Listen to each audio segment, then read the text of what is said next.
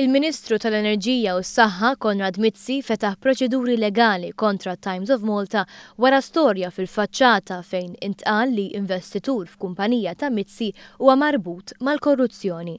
Fis-stqarrija l-Ministru Mizzi qal li din hija storja mimlija gideb u fabbrikazzjonijiet. Dan għax l-uniku azzjonist fil-kumpanija Hernville huwa Orion Trust ta' New Zealand.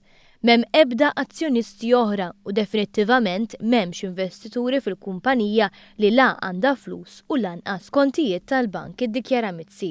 Il-Ministru Mizzi kompla jispjega li kontrarju għal dak li ntqal f'dan l-artiklu, dak li ħareġ mill-Konsorzju Internazzjonali tal-Ġurnalisti jikkonferma l-fatti li kien ippubblikaw b'mod liberu.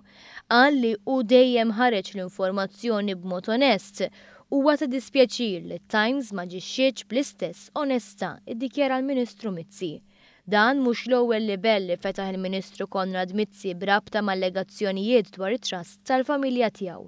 Libell ieħor fetħu kontra il-Viċi Kap tal-Partit Nazzjonalista Beppe Fenekadami. Filwaqt li għal-iktar minn darba sfida lil kap tal-Oppożizzjoni biex jgħid barra l-Parlament dak li qal taħt il-privileġġ parlamentari biex bekk ikun jista' jieħu wkoll passi legali fil-konfront tiegħu.